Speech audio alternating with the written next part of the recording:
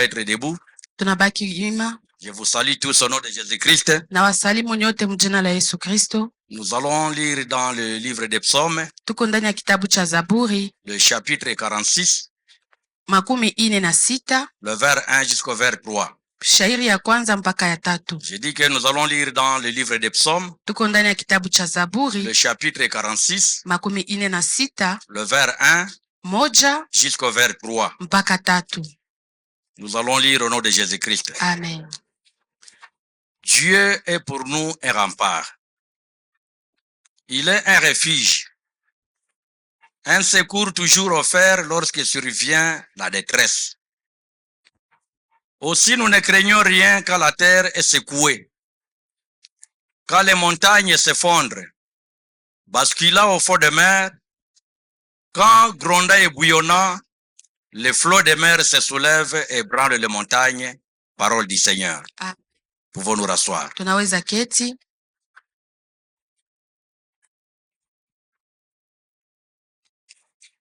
Ce psaume que nous venons de lire, Zaburi ambayo tumesoma, il est parmi les cantiques qu'on appelle les cantiques de Koreite. iko miongoni ya nyimbo ambazo wanaita nyimbo za Wakoreita.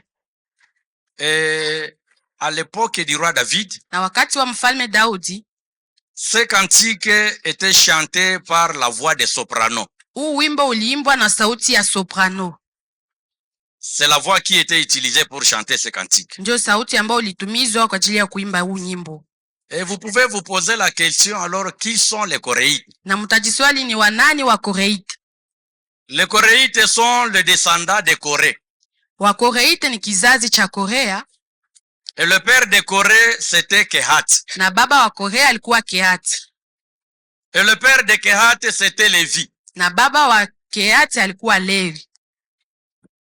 Nous savons que Lévi, un des fils de Jacob, Tunajua kwamba Levi mmoja wa watoto wa Yakobo, et c'est par là, n'est-ce pas ici, qu'est sorti tous les Lévites. na kizazi ambayo kilitoka ndani ya Levite. Lévi avait 3 fils. Levi alikuwa na watoto watatu.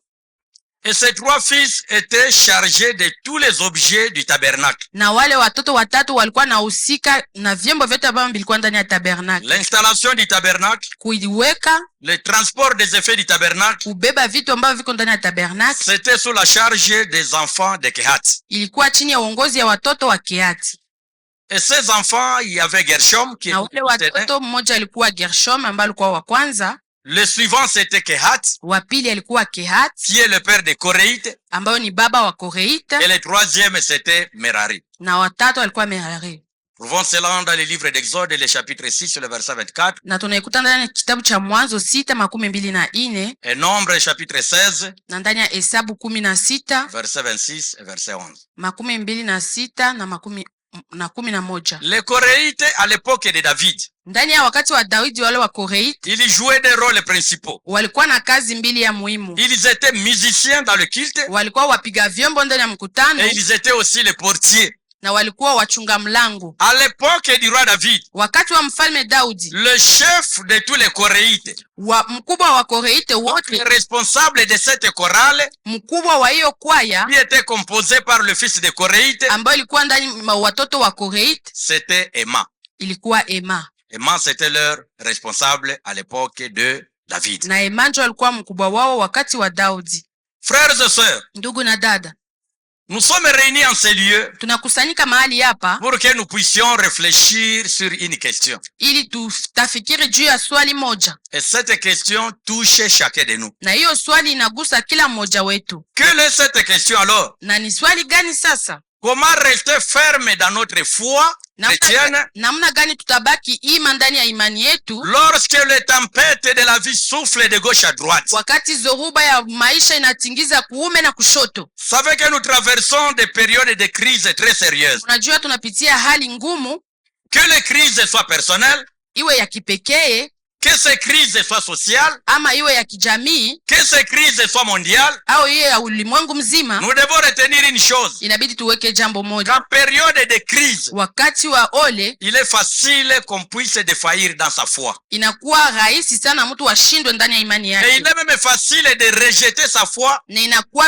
rahisi kutupa imani dans des périodes de crise. ndani ya wakati ngumu. Mais nous devons aussi retenir une chose. Na inabidi tuweke jambo moja, Pendant les périodes difficiles, wakati mgumu, pendant les périodes de tempête, wakati wa zoruba, pendant les périodes de crise, wakati wa kukosewa, c'est aussi un moment ni wakati ambaye où nous pouvons aussi relever le niveau de notre foi tunapasha kuinua imani yetu en nous attachant au Seigneur à cette période-là. tunapoambatana na Bwana wetu hiyo wakati. Alors nous posons une question. Na tunajiswali swali moja, Alors comment nous pouvons maintenir notre foi namna vivante gani tutaikalisha imani yetu quand les tempêtes soufflent dans notre vie? wakati zoruba inasimama ndani ya maisha En yetu? d'autres termes, Ni kusema hivi, comment nous allons maintenir namna gani tutabakilisha notre imani foi yetu vivante imara quand la crise wakati kukosewa frappe à notre porte? inagonga kumlango yetu? C'est à cette question que nous voulons répondre ce dimanche. Na njoo hiyo swali ambayo tunataka kujibu Et c'est asubuhi pourquoi ya leo. notre thème de ce jour, Na njoo kwa maana kichwa ya mafundisho yetu, Dieu est pour nous un rempart. Bwana ni kwetu mlinzi. Dieu est pour nous notre protection. Bwana ni mlinzi wetu, Parce que le rempart, c'est la protection. kwa sababu rampart njoo ulinzi. C'est ça notre thème de ce dimanche. Na njoo kichwa ya mafundisho yetu ya leo. Le psaume 46 que nous venons de lire, Zaburi 46 ambayo tumesoma c'est un psaume qui est considéré comme un chant de réconfort. inaonekana kama nyimbo ya kutia nguvu. Donc si vous traversez des situations compliquées, Wakati unapitia hali ngumu, comme c'est le cas de chacun de nous aujourd'hui, kama ni wakati ya kila mmoja katikati yetu, psaume 46 hii Zaburi peut nous 46 redonner encore de l'espoir, inapata kutupatia tena tumaini, nous redonner encore de la vie, inapasha kutupatia tena maisha, nous redonner encore de la confiance envers inapasha notre Dieu. kutumainia tena, kutupatia tumaini ndani ya Mungu Et c'est wetu. pourquoi il est classé Njoo kwa maana iko miongoni parmi le chant de réconfort miongoni ya nyimbo za kutia nguvu et de confiance en Dieu. na ya tumaini kwa Mungu, C'est là particulièrement en des périodes de troubles comme na les ni nôtres. kwa kipekee wakati wa nguvu sana kama hizi. Bien que le psaume en question ne nous donne pas des indications précises Hata sur kama- les circonstances de sa composition, Hata kama haitupatie alama gani ambao ilituma wanaiandika, mais il est généralement associé à des périodes de crise, inalinganisha na wakati ngumu, à des périodes de conflit, wakati wa vita, à des périodes d'invasions étrangères. wakati wa kushambuliwa. Les Israélites avaient l'habitude de lire ce psaume Watoto wa Israeli walikuwa na zoezi ya kusoma hii Zaburi quand ils étaient sous les invasions étrangères, wakati walikuwa wanashambuliwa na wageni, quand leurs ennemis wakati adui zao venaient leur faire la guerre. walikuja kuwapiganisha. C'est en cette période Ni hiyo wakati qu'il chantait ce cantique du psaume 46. ndio walikuwa naimba hii nyimbo ya Zaburi Pour 46 trouver du réconfort et de la confiance en Dieu. kwa ajili ya kupata nguvu na tumaini kwa Mungu. Alléluia. Amen. Ce psaume invoque la présence protectrice de Dieu. Hii Zaburi inaalika uwepo wa ulinzi wa Mungu. Donc ce psaume nous montre que Inatuonesha ya en kwamba période difficile, wakati ngumu, en temps de crise, wakati wa kukosewa, notre refuge, kimbilio letu, notre protecteur, mlinzi wetu ce n'est que Dieu seul. ni Mungu peke yake. C'est ce que nous apprend ce psaume. Na njoo yale ambayo Zaburi hii inatufundisha. Alléluia. Amen. Alors dans ce psaume, il y a un message de paix. Sasa ndani ya hii Zaburi kuna ujumbe Il y la a aussi amani un message de sécurité. na kuna ujumbe la Et ulinzi. ce message de paix et de sécurité, Na hiyo ujumbe ya amani na ulinzi, c'est un message qui a résonné pendant des siècles dans les oreilles de beaucoup de gens. ujumbe ambayo ililia siku mingi ndani ya masikio ya watu Ils traversaient des épreuves comme le nôtre aujourd'hui ambao walikuwa wanapitia nyakati kama et sisi qui ont trouvé du réconfort na walipata hiyo à nguvu travers ce psaume 46. kupitia hiyo Zaburi C'est pourquoi 46. Dieu a voulu aussi Na njoo kwa maana Mungu que nous alipenda puissions aussi parler de ce psaume nasi tuzungumzie hii Zaburi pour que nos cœurs qui sont affaiblis, ili mioyo yetu ambayo imechoka, pour que notre foi qui est abattue, ili imani yetu ambayo que imevunjika, cette foi puisse encore reprendre de l'énergie. hiyo imani ipate tena nguvu. Alléluia. Amen. Alors comment alors se comporter Namna gani tutajikamata en période de crise comme le nôtre kwa hii wakati wa kukosewa kama sisi, pour garder notre foi ferme? ili tuweke imani yetu Comment se comporter en cette période? Namna gani tutajikamata? Quelle attitude de prendre en cette période? Hali gani tutakamata kwa hii Où il n'y wakati a plus d'emploi, ambao hakuna tena où kazi, le commerce ne vole pas, ambao biashara haiendelee, choses ne marchent pas. ambao mambo Alors, haiendeki? quelle attitude de prendre? Ni hali gani ndio inabidi Que kukamata nous ayons toujours une foi vivante. ili tuwe na imani ambayo inaishi? Alléluia. Amen. C'est à cette question que nous voulons répondre. Na hii swali ndio tunataka kujibu. Et le premier comportement Na hali ya kwanza, que nous devons afficher tabia ya kwanza ambayo inabidi à cette tuoneshe période difficile, kwa hii wakati ngumu, parce que la crise, kwa sababu kukosewa elle est dans chacune de nos maisons. iko ndani ya kila nyumba. La sécheresse, Ukavu elle toque à la porte de chacun de nous. iko nagonga kumlango ya kila mtu, Mais cela ne nous dit pas que Dieu est absent. na ile haisema ya kwamba Bwana hayupo. Quelle que soit la sécheresse, Ijapokuwa ukavu, quelle que soit la crise, ijapokuwa quel kukosewa, que soit le manque d'emploi, ijapokuwa kukosa quelles kazi, que soient les situations que nous traversons aujourd'hui, ijapokuwa hali ambayo tunapitia leo, l'Éternel est au milieu de nous. Bwana iko katikati Et l'Éternel est avec nous. na Bwana iko pamoja nasi. Alléluia. Amen. Maintenant, quel est le premier comportement Sasa tabia gani ambayo que ya nous kwanza devons adopter en des périodes pareilles? ambayo inabidi tukamate kwa wakati kama huu? Notre première attitude, Tabia yetu ya nous kwanza, devons nous rappeler de la promesse de Dieu. inabidi tukumbuke ahadi ya En Mungu. période difficile comme celle-ci, Wakati ngumu kama huu où trouver à manger devient compliqué, ambao kupata chakula inakuwa où vigumu, trouver de l'argent devient compliqué, kupata pesa inakuwa vigumu, la première chose, jambo la la kwanza, première attitude que nous devons adopter, hali ya kwanza ambayo inabidi c'est tukamate de nous rappeler de la promesse de ni Dieu. kukumbuka ahadi ya Mungu. Dis en toi, Ujiambie, me rappeler de la promesse de Dieu. nikumbuke ahadi ya Mungu. Allez, disons tous ensemble, Tunasema me sote, rappeler de la promesse de nikumbuke Dieu. ahadi ya Mungu,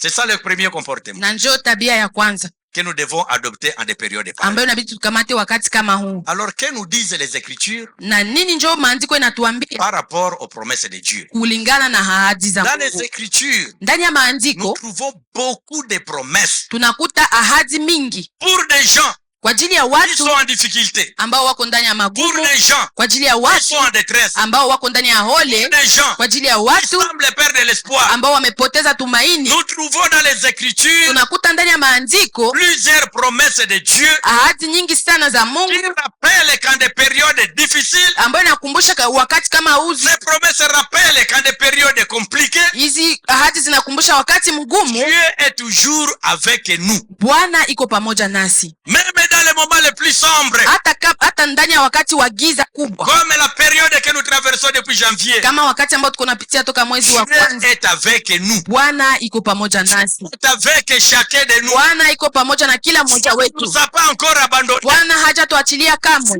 Il ne nous a pas encore quittés. Bwana hajatuacha kamwe, Avec nous. iko pamoja Il nasi est au milieu de nous. na iko katikati C'est yetu. pourquoi nous sommes encore vivants. Njoo kwa maana tungali hai, Nous ne sommes pas encore morts de la faim. njoo kwa maana hatuya kufa na njaa, C'est pourquoi nous continuons à exister. njoo kwa maana tunaendelea kuishi. Dieu est encore au milieu de nous. Bwana angali pamoja nasi. Nous devons nous rappeler des promesses de Dieu. Inabidi tukumbuke ahadi Et za ces Mungu, promesses sont en grand nombre dans les Écritures. na hizo ahadi ziko mingi ndani ya maandiko matakatifu. Quand nous lisons les livres du prophète Esaïe, Tukisoma kitabu cha Isaya le chapitre 41, 41 et le verset 10, shairi ya 10 il est écrit dans ce verset, inaandika hivi ndani ya hiyo shairi: ne crains rien, usiogope lolote, car je suis avec kwa toi. sababu niko pamoja nawe. Ne sois pas inquiet, Usiwe ndani ya kuchanganyika, je suis ton Dieu. kwa sababu niko Mungu wako. Une telle promesse Hiyo ahadi n'était pas arrivée à des personnes qui n'étaient pas en détresse. haikufika kwa ajili ya watu ambao hawakukuwa ndani ya ule. La promesse qu'Esaïe a écrite, Hii ahadi ambayo Isaya aliandika c'est une promesse que Dieu avait donnée à son peuple. ilikuwa ahadi ambayo Mungu alipatia taifa Quand son lake peuple traversait des moments critiques, wakati, période, na ilikuwa hiyo wakati que Dieu par la bouche de son prophète Esaïe Mungu kupitia kinywa cha nabii wake Isaya a donné cette parole au peuple d'Israël. akapatia hiyo neno kwa taifa la Israeli kwa ajili ya kuambia Ne crains rien, msiogope, je suis avec toi. niko pamoja nawe. Frères et sœurs, Huku na ce dada, dimanche l'Éternel te dit, asubuhi ya leo Bwana anakuambia malgré la crise, ijapokuwa malgré kukosewa, le manque d'argent, ijapokuwa kukosa malgré pesa, le manque de nourriture, ijapokuwa kukosa malgré la chakula, situation compliquée, ijapokuwa hali mais ngumu, Dieu veut te dire ce matin, nataka kuambia asubuhi ya ne leo crains rien, il usiogope, est avec toi. iko pamoja nawe. Amen. Et ne sois pas inquiet. Na Parce que ce sont les inquiétudes kwa sababu ni manunguniko qui déchirent le cœur des enfants de Dieu. ndio inapasua mioyo ya watoto wa Mungu leo. Les inquiétudes Kuhangaika qui remplissent le cœur des enfants de Dieu ndio aujourd'hui. inajaa mioyo ya watoto wa Mungu leo. La parole de Dieu nous dit, Lakini neno la Mungu ne linasema sois pas inquiet, usichanganike car je suis ton Dieu. kwa sababu niko Mungu Ah, wako c'est Dieu qui nous parle tous. na ni Mungu ndio anatuzungumzia sote. Les inquiétudes, Tuache machanganyiko. Dieu te contrôle. Bwana anaongoza yote. Avec nous. Bwana iko pamoja Et nasi. ces paroles, Na hiyo neno si elle a été écrite dans la Bible, kama iliandikiwa ndani ya Biblia pour te redonner du ni kwa réconfort, ajili ya kukupatia tena c'est nguvu, pour rehausser encore ta foi. kwa ajili ya kuimarisha tena C'est pour imani te yako, montrer que Dieu est avec kwa toi. ajili ya kuonesha kwamba Mungu iko Même pamoja dans nawe, une situation noire, hata ndani ya hali za giza traverse, ambako unapitia. je te dis, Bwana ne anakuambia sois pas inquiet, usichanganike, je suis avec toi. iko pamoja nawe. Est-ce que nous pouvons dire, Je, tunaweza kusema Dieu est avec nous? Mungu iko pamoja nasi. Alléluia. Amen. Ces paroles doivent résonner dans nos cœurs. Hizo maneno inabidi zilie ndani ya mioyo yetu. Quand tu trouves que les choses ne marchent pas, Wakati unaona ya kwamba mambo haiendeki dans ta maison, ndani ya nyumba yako, dans ta famille, ndani ya jamaa dans yako, ton lieu de travail, ndani ya kazi yako, souviens-toi de cette parole. kumbuke hii Et neno Dieu m'a dit, ya kwamba Bwana je ne aliniambia dois pas craindre, nisiogope, je ne dois pas être inquiet. Il nisichanganike, est avec moi. iko pamoja Et quand nami. Dieu est avec moi, Na wakati Mungu iko pamoja nami, il va m'abattre encore. nini njo itanipiga tena? Lorsque la crise Wakati kukosewa ou l'insécurité ama kukosa amani frappe à notre porte, inagonga kumlango yetu, tournons-nous toujours vers les promesses de Dieu. tuangalilie tu ahadi za Mungu. Alléluia. Amen. Vous savez, moi, quand je m'endors, Mnajua wakati mimi nalala, parce que dans notre quartier, kwa sababu ndani ya quartier notre yetu jour, inafaa siku ine pour en paix. tuko nalala na amani, Mais dans ce quartier, lakini ndani ya hii quartier on ne dort plus. hatulale tena.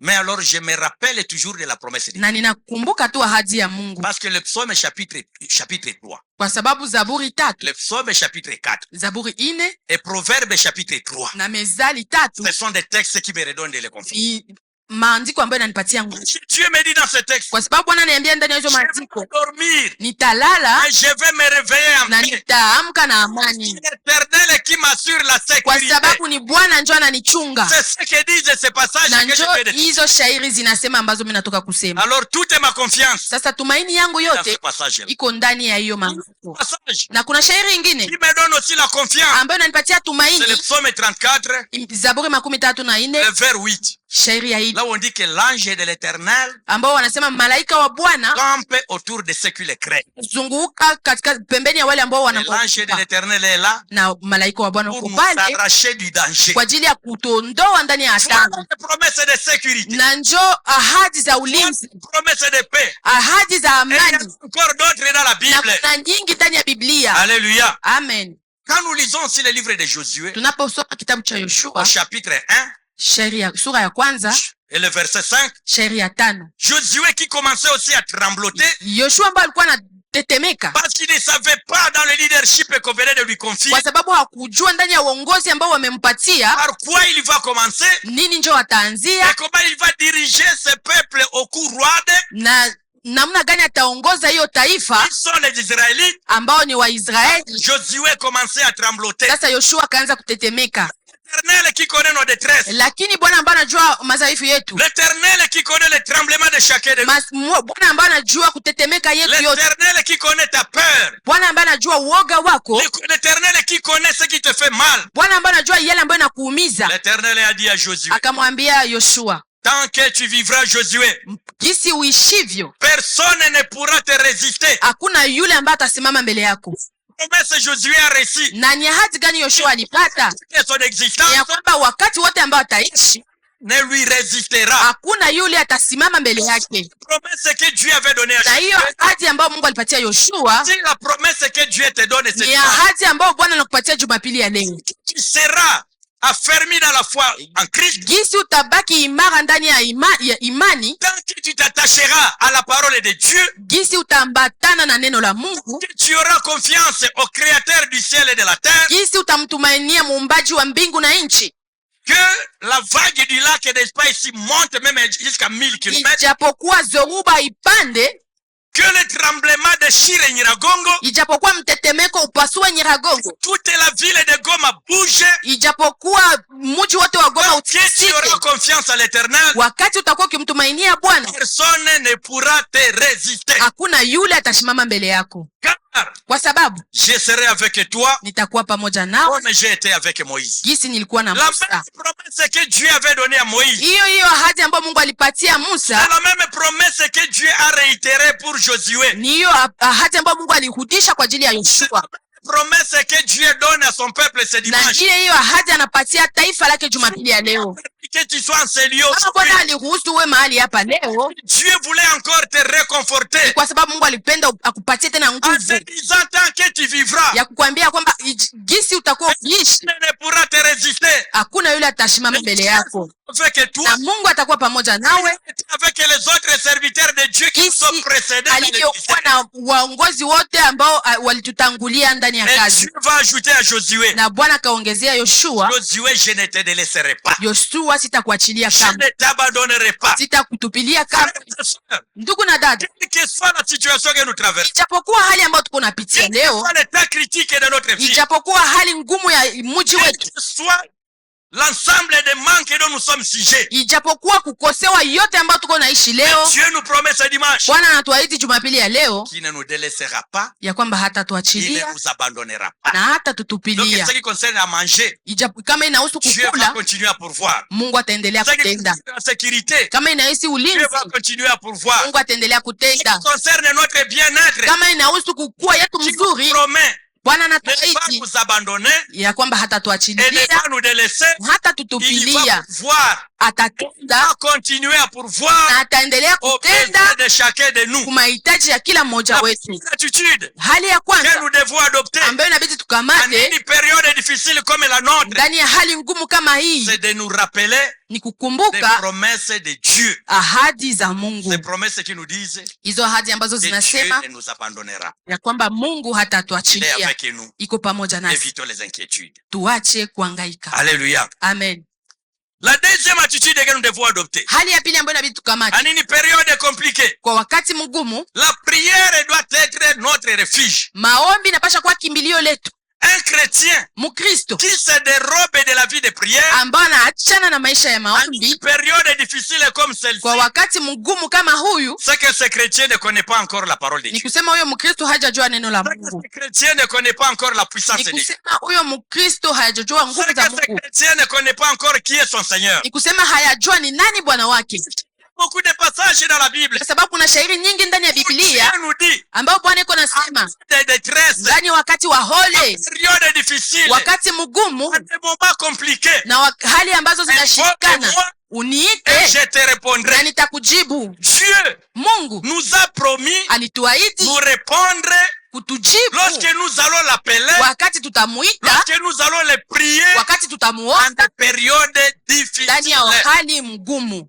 Frères et sœurs, Ndugu na dada, retiens que weke ya les kwamba moments propices wakati mzuri pour que Dieu t'écoute, ili Mungu c'est akusikie le moment de difficulté, ni wakati wa c'est mgumu, le moment de la crise, ni wakati wa kukosewa, c'est le moment de manquement, ni wakati wa c'est le kukosewa, moment de ni l'insécurité, wakati wa kukosa c'est le amani. moment où il faut maintenant invoquer Dieu. Na hiyo wakati ndio inabidi kumuita Parce Mungu, qu'il y a une promesse kwa sababu kuna en ahadi rapport avec la situation que nous ambayo traversons. inalingana na hali ambayo tuko napitia. Invoque-moi en temps de détresse. Uniite wakati wa hole, Je te répondrai nitakujibu et tu me glorifieras. na utanitukuza. Tu ne vas pas glorifier Dieu, Sasa hautatukuza Mungu tu ne vas pas répondre à tes besoins en période de détresse. kama hatajibu mahitaji yako Tu kwa hali ya ne vas pas mgumu. glorifier Dieu, Hautamtukuza tu ne Mungu vas pas te protéger kama hata en kulinda période d'insécurité.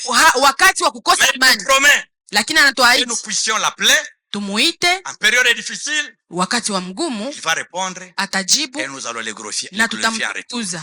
Alléluia. Amen. La prière est notre lien direct avec Dieu. Maombi ni uhusiano yetu ya karibu Si na tu Mungu. veux être en contact à tout moment avec Dieu, Kama unapenda ukuwe na uhusiano saa yote na Mungu, cultive en toi umbe ndani mwako une attitude permanente de prière. hali ya maombi ya kila wakati. Prier n'est pas seulement fermer les yeux. Kuomba imaanishe tu kufunga macho. Tu peux prier sans que ta bouche ne parle. Unaweza kuomba hata kama kinywa chako Tu hakisemi. peux prier au fond de toi-même. Unaweza kuomba hata ndani En mwako, cours de route. hata njiani. Tu peux marcher en cours de route. Unaweza tembea njiani En train de prier dans na ton uko cœur. naomba ndani ya roho Dieu yako. va t'écouter. Bwana atakusikiliza. Période comme la nôtre, Wakati mgumu kama huu, nous devons beaucoup inabidi tu exploiter cette facette de la foi qu'on appelle la prière intense. angalie hiyo picha nyingine ya imani ambao wanaita maombi. La prière doit être notre refuge. Maombi inapasha kuwa kimbilio letu. C'est le lieu direct qui nous unit de Dieu. Ni kwa sababu ni uhusiano ambao inatuunganisha na Mungu. Qui est en communion permanente avec Dieu. Na ule ambaye kuna ushirika wa kila À wakati na travers Mungu la prière, kupitia maombi, Dieu ne manquera pas à répondre à ses besoins. hawezi kosa kujibu kwa mahitaji yake. Alléluia. Amen. En période de crise, Wakati wa kukosewa, comme il est essentiel de prier, jinsi ni vizuri kuomba, à cette période, nous n'allons pas seulement demander de l'aide à Dieu, hii wakati hatutaomba tu Mungu msaada, mais nous devons aussi chercher du temps inabidi tutafute wakati pour écouter Dieu. kwa ajili ya kumsikia Mungu. Il y a aussi une sorte de prière qu'on appelle la prière d'écoute. Na kuna hali ingine ya maombi ambao wanaita maombi ya Et en kusikiliza. période comme la nôtre, Na wakati huu kama ambao nous tunaishi, devons beaucoup exploiter ce genre de prière inabidi tumizie sana hiyo hali ya maombi qu'on appelle la prière d'écoute. ambao wanaita maombi ya kusikiliza. Philippiens chapitre 4, Wafilipi 4 le verset 6 et 7 nous dit quoi? 6 na 7 inasema nini? Lisons Philippiens 4, Tusome Wafilipi le 4 verset 6 à 7. 6 na 7. Ne vous mettez en souci pour rien, Musiangaike kwa ajili ya chochote, parce que ce qui déchire le cœur des enfants de Dieu aujourd'hui, ce sont les soucis de la vie. kwa sababu yale ambayo inapasua mioyo ya watoto wa Mungu leo ni Cause de la masuala guerre, za maisha. cause de la guerre, je n'ai pas ceci. Kwa ajili ya vita sina Cause hiki, de la guerre, je n'ai plus ceci. kwa ajili ya À vita sina cause de tena la guerre, kile, je n'ai plus ceci. kwa ajili ya vita sina tena Nous kile. ne sommes pas les premiers Hatuko wa kwanza à passer par des périodes de guerre. wa kupitia hali za Même vita. ceux qui nous ont précédés dans la foi, Wale ambao walitutangulia ndani ya imani ils nous ont connu aussi des persécutions sérieuses. walipitia mateso makali, Ils nous ont connu des guerres comme les nôtres. walipitia vita kama hizi, Ils ont continué à s'attacher à Dieu. lakini waliendelea kuambatana na Mungu. La Bible nous dit, Biblia inasema ne vous mettez en souci pour rien, musiangaike kwa ajili ya chochote, mais en toutes choses, lakini ndani ya kila mambo exposez vos demandes à Dieu, muoneshe Bwana mahitaji en yenu, lui adressant vos prières mkimuonesha maombi et yenu vos supplications, na kumusii, tout en lui exprimant votre reconnaissance. munapomuonesha vile vile Quand nous shukrani prions, yenu. nous devons aussi être reconnaissants. Na wakati tunaomba inabidi tuwe na shukrani kwa Mungu, Que même si je manque ceci aujourd'hui, ya kusema ya kwamba hata ninakosa hiki leo, même tu continues à me donner le souffle de vie. lakini unaendelea kunipatia pumzi ya Même uhai. si tu continues ceci demain, Hata mimi nakosa hiki kesho, tu continues quand même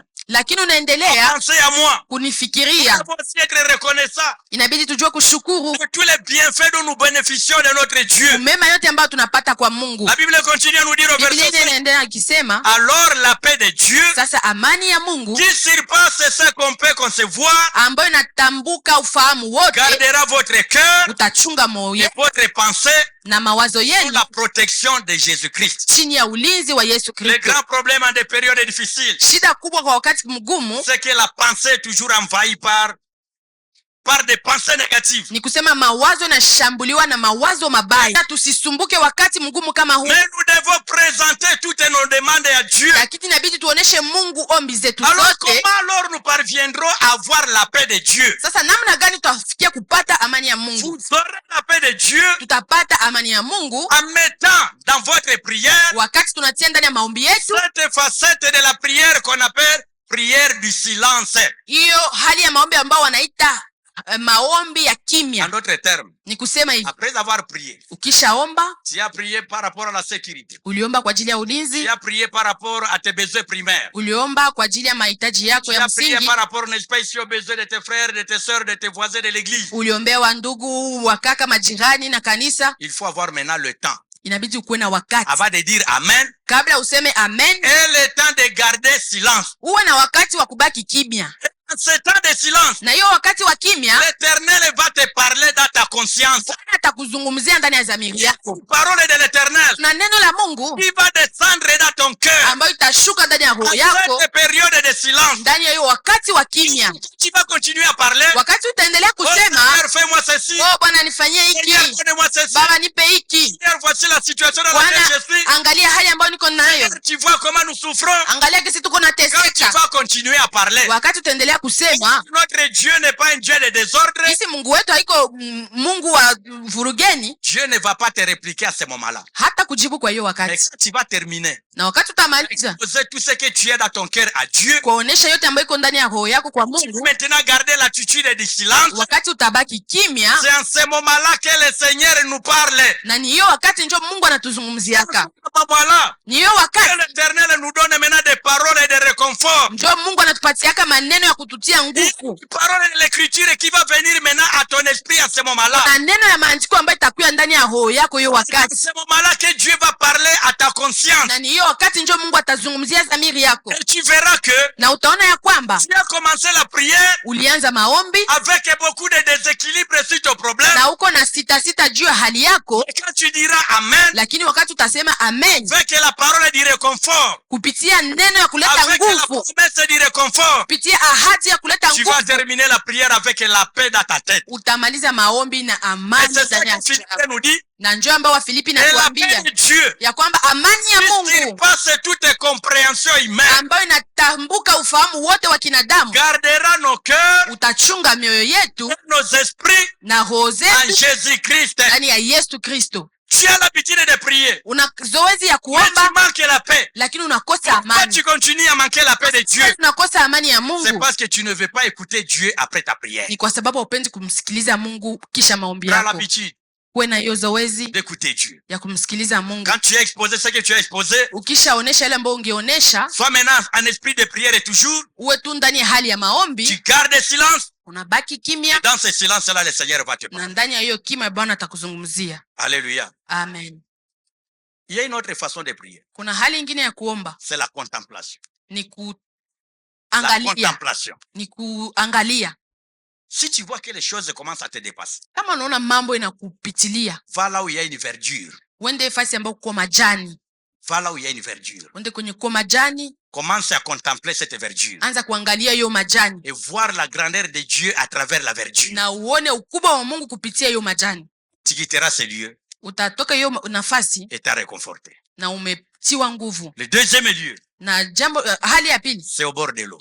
ni kwenye bahari, Bord d'une rivière, kwenye bahari, bord du lac, kwenye laki, bord de l'océan. kwenye ocean. Mets-toi seulement au bord. Unaikala tu pale pembeni, Contemple seulement le mouvement de l'océan. uangalie tu mwenendo ya maji, Vois la grandeur de Dieu dans les lacs. uangalie ukubwa wa Mungu ndani Vois ya la grandeur de Dieu dans le fleuve où tu es uangalie à côté des ukubwa wa fleuves. maji kwenye fleuve mahali uliko, Vois la grandeur des lieux dans la mer si tu es à côté d'une mer. uangalie ukubwa wa Mungu kwenye bahari mahali C'est uliko, là que, na utaona ya en kwamba contemplant la grandeur de Dieu, unapoona ukubwa wa Mungu au bord de l'eau là où tu es, kwenye maji mahali tu utakuwa, quitteras là-bas et t'as réconforté. utatoka pale umepata nguvu. Ce sont des genres de prières que les pentecôtistes n'aiment pas exploiter. Na njoo hali za maombi watu wa Pentekoste hawapendi Mais kutambua. ce sont des prières Ni maombi où Dieu parle ambao Mungu au fond de anazungumza nos cœurs ndani ya mioyo et yetu qui redonne la paix de Dieu. na ambazo zinatupatia amani ya Mungu. Amen.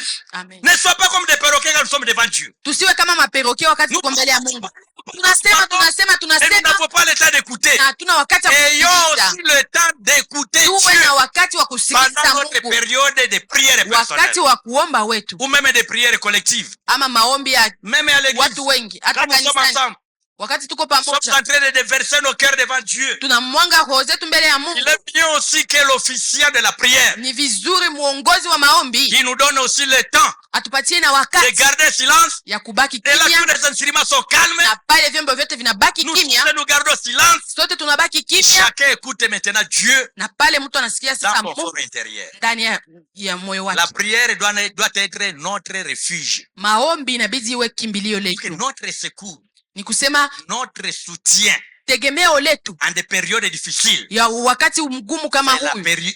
la prière Ni maombi qui te permet aussi à écouter Dieu. ambayo nakuruhusu kumsikiliza Dieu va Mungu. t'écouter dans la prière Bwana atakusikia ndani ya parce maombi que c'est le lien qui vous unit avec kwa Dieu. sababu ni uhusiano ambao Dieu va unawaunganisha, vous parler aussi dans la prière. lakini Mungu atakujibu maombi. Notre deuxième comportement, Hali yetu ya dans des pili périodes difficiles, ndani ya wakati la mgumu, prière doit être notre soutien. maombi inapasha kuwa tegemeo letu. Alléluia. Amen. Quand nous prions, Wakati tunaomba Ayons cette habitude de garder silence, je le répète encore. tuwe na hiyo zoezi ya kubaki kimya. Ninakudzilia La troisième habitude, na hali ya le tatu troisième comportement ama tabia ya tatu que nous devons adopter en des périodes difficiles, ambao inabidi tukamate wakati mgumu c'est l'encouragement mutuel. ni kutiana nguvu. Dis avec moi, Useme pamoja nami, l'encouragement mutuel. kutiana nguvu. Vous savez, Mnajua il est difficile inakuwa vigumu de se réconforter seul. kujipatia nguvu C'est mwenyewe. pourquoi on a toujours dit, Ndio kwa maana wanasemaka celui qui est en deuil, yule ambaye iko ndani ya kilio il pleure analia parce qu'il y a des gens qui sont venus l'accompagner dans le pleur. kwa sababu anaona watu ambao wanamsindikiza ndani ya kulia Mais kwake. si tu es seul, Lakini kama uko wewe peke avec ton mort à côté de toi, na maiti yako pale pembeni, tu ne vas pas pleurer. hautalia. Amen.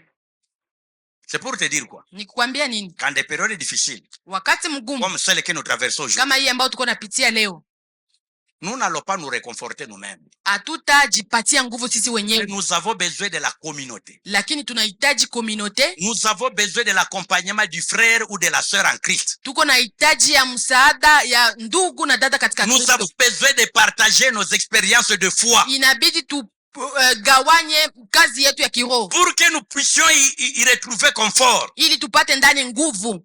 Le réconfort, frères et sœurs, Nguvu ndugu ça na vient dada aussi du frère inatoka kwa et ça vient aussi dada de la sœur. na inatoka kwa kaka. Je te donne un exemple. Mimi nakupatia mfano. Tu sens en toi Unasikia ndani mwako que c'est toi qui souffres atrocement ya kwamba ni wengi unateseka par vikali rapport à tous les chrétiens du monde. kuliko Wakristo wote wa Alors ulimwengu. tu te sens être abandonné par Dieu. Sasa unasikia kwamba umeachiliwa na Mais s'il y a une sœur en Christ lakini kama kuna dada katika ou un Kristo frère en Christ ama kaka katika qui Kristo vient à côté de toi, anakuja karibu yako, vous partagez votre expérience de vie mnaongea hali ya kimaisha et que vous écoutiez na le unasikiliza, frère ou la sœur vous dire, ule kaka anasema, vous donnez son expérience de vie. anakupatia namna yake ya kuishi. Quand vous allez trouver Wakati utakutana que la souffrance de ces frères ou bien de cette sœur en Christ ya kwamba mateso ya huyo kaka ama dada katika est Kristo au-dessus de celle que tu traverses, iko juu ya yale ambao wewe unapitia, tu te diras en bas, utasema kwa kweli, c'est que alors moi, kumbe je ne mie suis pas encore arrivé à ce niveau. siafikia kukiwango yake. Le Seigneur continue à être avec moi. Kusema Bwana anaendelea Tu seras kunikumbuka. conforté à travers le témoignage du frère et de la sœur. Utatiwa nguvu kupitia ushuhuda ya ndugu ama dada. Pourquoi en des périodes pareilles, Ndio kwa maana wakati mgumu kama nous huu devons partager nos expériences de vie. inabidi tugawanye hali zetu za maisha. Usinyamazie magumu yenye uko napitia ndani. Ne t'étais pas face aux situations difficiles que tu traverses. Uigawanye na ndugu yako, uigawanye na dada yako. Partage-le à ton frère et à ta sœur. Ça, Communiquer. dans la vie spirituelle, Ndani ya maisha ya on kiroho se charge aussi des problèmes qui accablent nos cœurs. tunaongelea tena Non, nous nous déchargeons. tunaachilia yote ambao Quand nous partageons nos peines et nos soucis avec nos frères et nos sœurs. wakati tunagawanya mashida zetu kwa wandugu zetu na madada Vous savez zetu. pourquoi beaucoup d'hommes meurent trop vite? Mnajua kwa sababu gani wanaume wengi Parce que les wanakufa hommes mbio? sont enquilés par beaucoup de Ni problèmes. kwa sababu wanaume wanaweka mambo Mais les hommes ne veulent pas partager leurs problèmes hawapendi avec d'autres personnes. kugawanya hiyo shida zao na wengine, Ça, ce n'est pas un comportement de chrétien. na hiyo haiko hali ya Wakristo. Toi, homme chrétien, Wewe mwanaume toi, Mkristo, femme chrétienne, wewe mwanamke Mkristo, partage tes problèmes avec un frère en Christ ou avec une sœur en Christ, zungumzia shida zako kwa ndugu ama dada katika avec Kristo, qui tu as confiance. ile ambao unatumainia kwa Tu kweli, seras déchargé. na utaona umeshusha mzigo. Alléluia. Amen. Hébreux chapitre 10, Waebrania 10 le verset 24 à 25. 24 na 25 Ces deux versets nous disent ce qui suit. zinasema hivi: Que nous sommes encouragés tunatiwa nguvu à nous rassembler. wakati tunakusanyika. Lisons ce passage. Tusome Hébreux. Waebrania. S'il y a quelqu'un, n'est-ce pas, qui a trouvé le passage, il peut nous le lire. Kama kuna yule ambaye amepata shairi atasoma. Hébreux 10, 24 à 25. Waebrania 10 24 25. Trouvé Hébreux 10, 24 à 25.